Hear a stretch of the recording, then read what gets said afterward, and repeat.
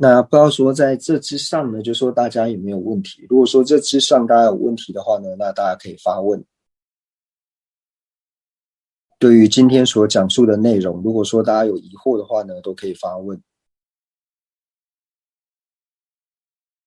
仁波切，那我问一个不是那么聪明的问题哦。可以，说问。好像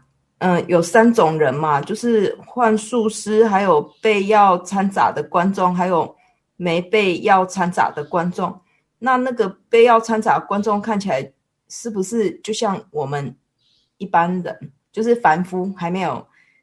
见空性，可是那个幻术师跟那个没被要掺杂的观众，对他们看起来好像就是至少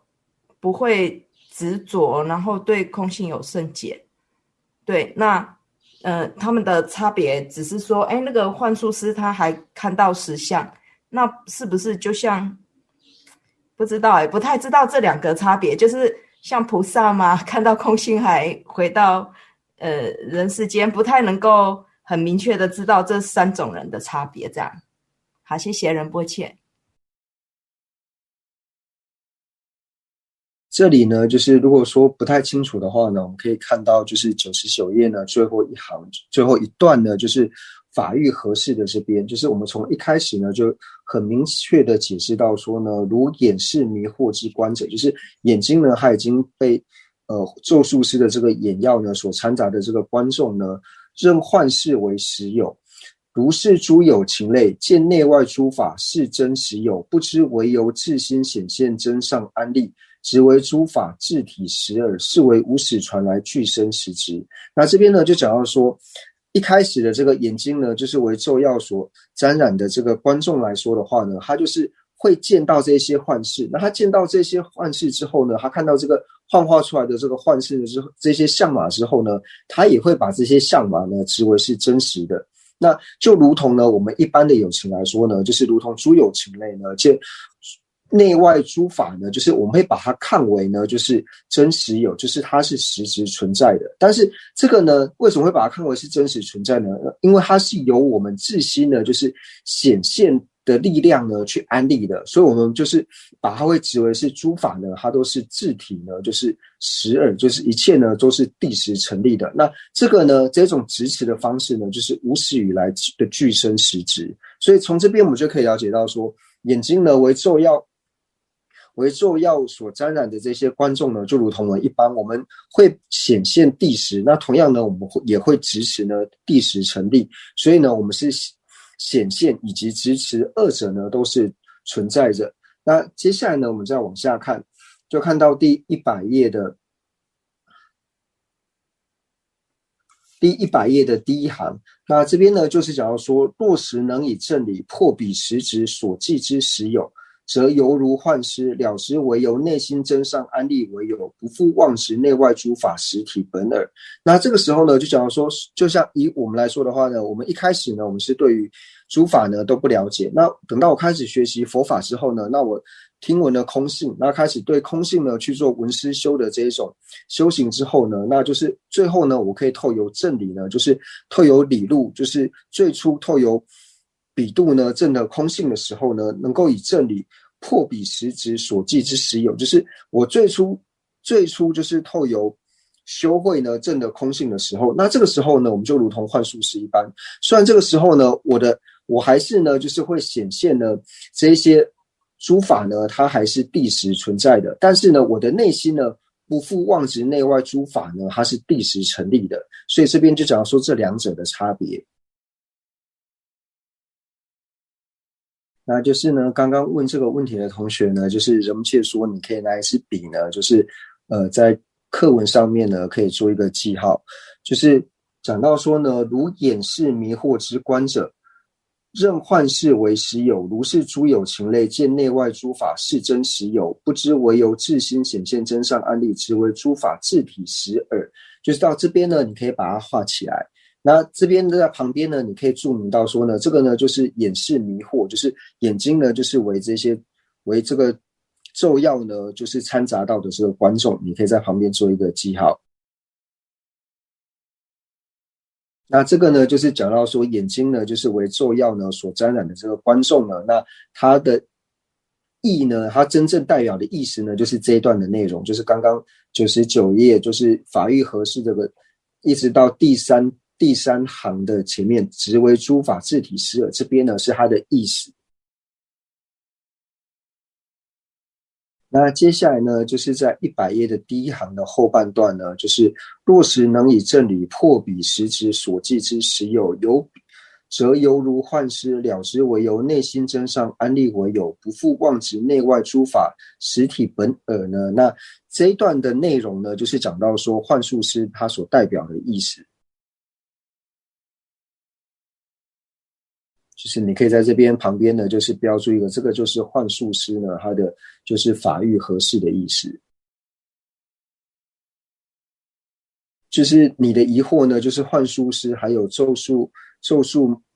没有被沾染到眼睛的这个观众二者的差别呢。那第三个呢，就是在100页第一段的最后倒数第二行，就讲到说，若时升起根本无分别智，一切恶取向于彼皆灭，此如眼视未迷者之于诸幻象，具直见直具无。那这个呢，就是眼睛没有被那个咒术呢沾染到的这些观众呢，它所代表的意思。所以最后一个呢，它就是眼睛呢没有沾染到这个咒药的这个观众呢，那它所代表的意思呢，就是100页第一段的倒数第二行的这两行的内容呢，就是它所代表的意思。那虽然说呢，这边在讲述譬喻的时候呢，会讲述说3种不同的有情。那其实呢，我们也可以把它就是归类，就是以一个有情来看的话呢，来做解释，那可能更容易理解。那一开始呢，就讲到说眼睛呢，就是被迷惑者，就是被这个咒药呢所迷惑的这个观众呢，那就是像我们凡夫一样，就像一开始呢，就是我尚未呢，就是还没有趋向于空性，就是对空性呢完全不了解。那这个时候呢，我就如同这个眼睛已经被迷惑的这个观众一样呢，那我见诸法呢都会产生就是见为谛实，那同样呢内心呢我也会把它指为是谛实一样。那经过了长时间之后呢，那可能说我在最近呢我可能遇到了一个善知识，那透由善知识他的教诫之后呢，那我对空性呢开始做闻思修。那因为空性呢它本身呢是隐蔽分的缘故，那既然是隐蔽分，在最初证得的时候呢，一定要透由就是正因论事，然后透由比量呢去透由比度呢去证得。那我在最初透由比度证得空性的时候呢，那这个时候呢，我就如同幻术师一般，就是幻术师呢，他自己在撒这个咒药的时候呢，他的眼睛肯定也会沾染到。那因为他眼睛沾染到这个咒药的缘故，所以他同样呢，他也会看到他自己所幻化出来的这些相嘛，他会把这个石头跟树枝呢幻化为大象跟马。那他自己因为眼睛有沾到这个咒药的缘故，所以他也会看到这个大象跟马。那虽然说这个咒术这个魔术师呢，他看到这个大象跟马，但是因为这是他自己变出来的，他就说他的本质并不是大象跟马，他只是树枝跟这些小石块所变现出来的而已。所以虽然说他显现大象跟马，但是他的内心呢并不会把它直持为是大象跟马。所以当我最初呢证得空性，会有比度证得空性的时候呢，就如同幻术师一般，虽然这个时候呢我还是会见到谛实成立，但是我的内心呢已经不会支持诸法呢是谛实成立的。那所以呢，这边就讲到说呢，我从一开始呢，就是在不了解空性的时候呢，就像是眼视被迷惑的观众一样。那这时候呢，我会见到实执，然后同样的，我会见到实相。那我的内心呢，也会升起实执。那后来呢，就是我透由对空性呢去做闻思修。那我们知道说闻慧呢，它是属于视察意。那升起了视察意之后呢，那我们在不断的呢去思则。那我们什么时候升起了思慧呢？就是升起了比度的时候呢，就是最初证的空性的时候呢，升起了比度。那这个比度呢，它是分别知，它并不是现前知。所以当我升起了比度证的空性的时候呢，就如同幻术师一般，虽然说呢我还是会见到实相，但是这个时候呢，我内心呢已经没有实质，就如同幻术师一样，他知道那些大象跟马是他自己变出来的，所以他知道说他并不会把这些职位呢是真正的大象跟马一样。那等到我升起了这个分别知之后呢，那我在透由修会呢，就是不断的去串习。那等到我什么时候呢，能够把这个正的空性的分别知呢变成现前的时候呢，那也就是第100页的第一段的最后面这边所讲到的落实升起根本无分别知，就是这个时候呢，我能够升起了正的空性的圣根本定制的时候呢，那这个时候就是我现前正的空性。那现前正的空性的时候呢，那这个时候会讲到说，它其实它对于所有的，就是讲说一切恶相呢，一切恶取相于彼皆灭。那这个恶取相呢，就讲说它其实对一切的世俗相，然后还有对于一切的实相呢，就是二者呢完全都不会升起。他在进入空性，他这个时候他的心识和空性二者呢，就如同水溶于水一般，就是他不会升起任何的恶取相。那这个时候呢，就是他现证空性，就是在圣根本定制的当下呢，才会有这样子的状态。那这个呢，就比喻到说，就是眼睛呢，就是眼视呢没有被迷惑的这个观众呢一样，就是说虽然呢他可能是迟到，就是一开始魔术师呢在变魔术之前呢，他没有刚刚好，他没有准时到，他是后来才到的，但所以他的眼睛呢并没有沾染到这些咒药，所以他到这个表演场所的时候呢，他既看不到相马，那因为他看不到相马的时候，他自然而然也不会把这些石头跟木头呢植为是大象跟马，所以就以这3种呢来做譬喻。那就如同刚刚所讲的修行的次第一般，从我一开始呢就是未理解空性之前，然后到我透由就是最初比度正的空性，那乃至于说最后我能够现证空性呢，那就是属于这3种状态。那虽然说呢，就是我们知道说法欲合适的意思呢，就只要说法就只说它的意义，它的意思呢和它的欲呢，就是譬喻呢，二者如何来做结合。那我们从譬喻上来看的话呢，会觉得说好像是讲譬喻上来看是3种不同的有情嘛，就是幻术师，然后眼睛被迷惑的观众和眼视呢未被迷惑的观众呢3者。那从喻来看呢是3个不同的有情。那在结合它的意思的时候呢，就是从这个法来说的话呢，意识上来做结合呢，我们可以从中观法大师的善解密处来看，其实是可以结合在同一个心绪的有情呢来做结合。就是我们从一开始呢99页的最后一段的第一句呢，讲到说，如眼视迷惑的观者呢，任幻视为实有，如是诸有情类，就提到说这一些就是我们一般的有情。那等到100页的第一行的时候呢，就讲到说，若实能以正理破彼实质所记之实有。那若实是什么意思呢？就是说，等到呢到这个时候呢，他能够用正理呢破除彼实质所记的实有的时候呢，就是到这个时候，就是说一开始的这些有情呢，他什么时候能够用正理呢破除实质的时候呢，那他就如同是幻术师一般。那到最后面呢，就是倒数第2行的时候呢，我们又可以看到又出现一个落实，就是落实就讲说他在这个时候呢，他什么时候落实，就他什么时候升起根本定的根本无分别智的时候呢，他什么时候升起了圣根本定智的时候呢，那他呢就如同是眼视呢未被迷惑的这个观众一样。所以在意识上去做结合的时候呢，虽然说我们也可以说就是好像是如同譬喻一般呢，有3个不同的有情一个就是凡夫，那一个呢就是就是出证空性的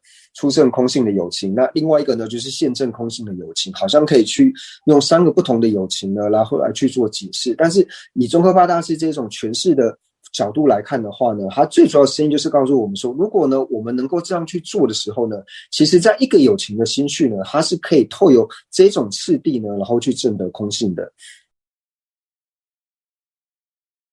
第一个问题，同学可不可以？谢谢仁波切，清楚多了。那我再问一个小问题哈，就是最后那个眼视为迷者，他一切恶取相皆于彼皆灭，那个恶取相是什么啊？那这里呢，就是讲到说，就是一切恶取相呢，于彼皆灭。那我们一般所讲的呢，就是在翻的时候会直接翻成就是二相隐没。那二相隐没呢，在解释的时候呢，从2个不同的地方呢来做解释。那一个呢，就是我们在社类学，还有说在适量论的时候呢，讲到质证的时候，提到质证的时候呢，会讲到二相隐没。那第二个呢，就是这里呢，在讲到说在升起圣根本定制的时候呢，会讲到说一切恶取向呢，就是也会讲到说二相隐没。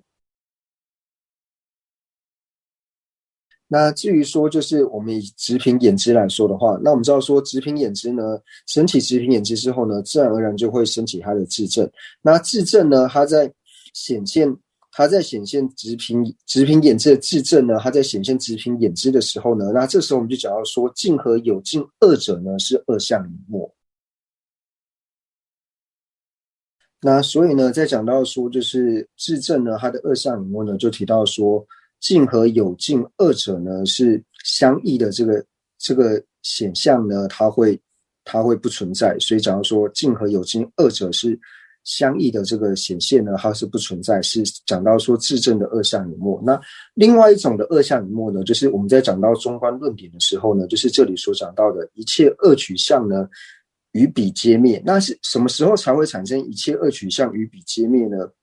那也是唯有在圣根本定制的当下呢，才会在恶取向与彼皆灭。为什么呢？因为圣根本定制呢，它在证得空性的时候，它是属于现前证得空性，所以在现前证得空性的时候呢，它所有的世俗相呢都不会显现。因为所有世俗相，为什么说所有世俗相都不会显现呢？因为这个时候呢，它唯有显现空性而已。就是这个时候呢，它只会显现空性，就像我们刚刚所讲到的，就如同水溶于水之般呢，它只会显现空性，它不会显现任何的世俗相。那除了它不会显现世俗相这一点之外呢，那同样的呢，它也不会显现任何的实相。那当然是我们在这边因为是秩序派的缘故呢，所以我们会讲到说不会显现任何的实相。那如果说以应成派来说的话呢，他就会讲到说除了不显现世俗相之外呢，他也不会显现任何的质相。那总之呢，就是在对于无论是应成或是秩序来说的话，就是对他的所破，无论说是实相或是质相呢，都不会显现。所以讲到说这边讲的二相隐没呢，就讲到说是世俗相，或者说它的所破呢不会显现的缘故呢，所以讲到二相隐没。那这个呢，也是唯有在圣根本定制的当下呢，才会显现的状态。为什么说凡夫呢，在他的心绪之中呢，是一定会出现二相的呢？不可能产生二相隐没的这种状态呢？因为我们讲到说，刚刚讲到说，因为在圣根本定制的当下呢，才会产生这种状态。那为什么说凡夫呢，他没有办法产生这一种二相隐没的状态呢？因为凡夫呢，他是没有办法现证空性的。虽然说凡夫呢，他可以证得空性，但是呢，他证得空性一定是透由分别心呢去证得空性。那你透由分别心去证得空性的时候呢，那你必定呢就会产生异共相。那你只要有异共相的时候呢，那你就一定呢是有世俗相。那同样的呢，凡是分别知呢，它一定呢会产生实相。所以呢，对于凡夫来说，虽然说他已经透由分别知呢证得了空性，但是对于这个证得空性的分别知来说呢，它会显现世俗相，同样的呢，它也会显现实相。所以对于凡夫来说呢，它是没有办法产生这一种二相隐没的状态的。接下来呢，就是问道什么切，就是第101页的第一行呢，就讲到说，故能觉则虽现彼事，即有彼为空，犹如幻视。那这个呢是什么意思呢？就是上面呢我们所讲到的，就是以瓶子来说呢，瓶子它本身呢是具知分，那瓶子呢和瓶子它的知分二者呢，就是我们刚刚讲到，就是说我们透由呢我们去抉择的时候，我们已经了解到说瓶子跟瓶子的知分二者呢，它其实呢是体性一的。虽然说呢它是体性一，但是我们在看到瓶子的时候呢，我们自然而然会把瓶子跟瓶子它的知分呢，我们会把它指为是体性相异的。所以这边呢就讲到说，所以我们可以了解到说，我们虽现彼事，虽然说我们会把瓶子跟瓶子的知分二者呢，我们会把它指为是体性相异的，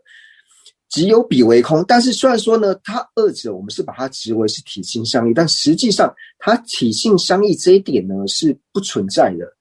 因为什么呢？因为他们两者呢是体性相依的，就如同我们之前所讲的幻视域一样，就是虽然说我们会显现它是第十，但是实际上呢，它是第十不成立的。所以就讲到说，我们去抉择的时候呢，同样我们会在抉择平直的时候呢，我们已经透过上面的理路了解到说，平直它本身是聚之分，那聚之分跟它的之分二者呢，一定要是体性一的，因为它如果是体性相异的话，这两者它就变得毫无关联，所以它一定要是体性一。但是我们本身在看到平直的时候呢，我们自然而然会把它看为是这两者好像是个别的，就是平直和平直它的中间的装水的这个地方也好，或是瓶子的底部也好，我们会把它看为各个不同，这两者好像是体性相异的，但是实际上呢，这二者呢是体性一的，所以说虽现比视，就是看它把它们两者直为是体性相异，但是呢，然有彼为空，但是它体性相异的这一点呢是空的，是不存在的，不是这个样子的，就如同幻视一般。那这边呢，就是想请问仁波切说呢，就是这两个呢是如何看成同理的？就是木石显现的相马呢，还有说像是支分与有支分这两者呢，就是如何同理的呢？那它同理的理由呢，就是讲到说，如同呢我们在幻术师所显现的这个幻马之上呢，它可以在同一法之上呢，你可以同时呢把它显现为第十，就是你可以把它现为是第十。但是呢，同时呢，它也是可以，它实际上呢是第十不成立的，你是可以在一法之上呢去安立的。虽然说幻化出来的相马呢，它不是真正的相马，但是你是看得到的，你看得到这个相马，但是呢，它是否为真正的相马呢？它并不是真正的相马，因为它只是幻化出来的。所以这两点呢，就是你把它看为相马，跟你知道说它不是真正的相马呢，你是可以同时安立在一法之上的。那就如同这个理由一样，所以呢，我们在看到平直这个聚之分呢，跟平直之分二者的时候呢，虽然说我们的眼知呢会把它指为是体性相异的，但是实际上呢，它是体性一的。那从这边我们可以理解为什么呢？就是我们可以知道说，平直呢，虽然说我们在看的时候呢，会把它看成说，它跟它的这些支分呢是体性相异的，但实际上你了解到说它是体性一的时候呢，就表示什么？就表示说平直它其实是要关带着它的支分才能够成立的。那既然呢它是要关带着它的支分才要成立的时候呢，就表示说它一定非第十，它一定不是第十成立的，因为它如果是第十成立的时候，它就不需要关带其他的法，它就不需要关带它的支分，它才能够去安立。所以从这里呢，就讲到说这两者呢，它譬喻是一样的地方。接下来呢，就讲述到说，就是像是心法呢，它是指非色的范围嘛，就是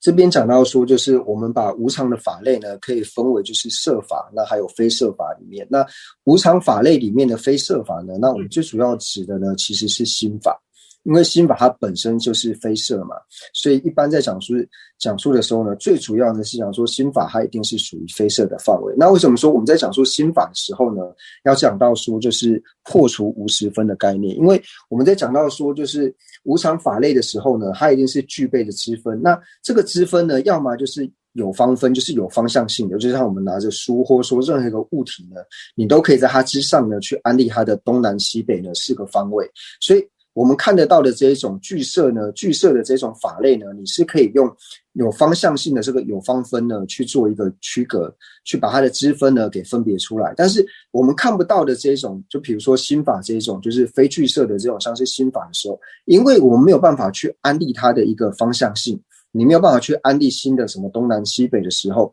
所以这个时候呢，我们就只能去安立它的支分呢。它支分如何去安立呢？就是要么就是从它的方位，就是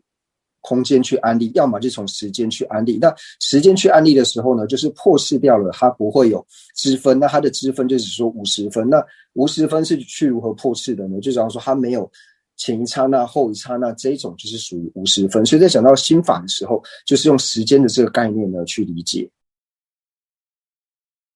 当然并不是说呢只要是非色的话呢，就一定会是心法。那这边把心法拿出来做解释的原因呢，就是因为我们在解释支分的时候呢，要么就像刚讲的，我们是一种空间的概念，是以方向性的这种方式来解释它的支分，要么就是以时间性的概念，用十分的方式呢来做解释。所以当我们去解释空间的时候呢，那当然是以我们眼睛所看得到的这种设法呢去解释呢，就是最为的适合。那同样的呢，在用十分去解释的时候呢，就是用心法的方式呢去做解释呢，那是最容易了解的。所以才会讲到说设法的时候呢，我们会讲到说方分；那讲到心法的时候呢，会用十分的概念去做解释。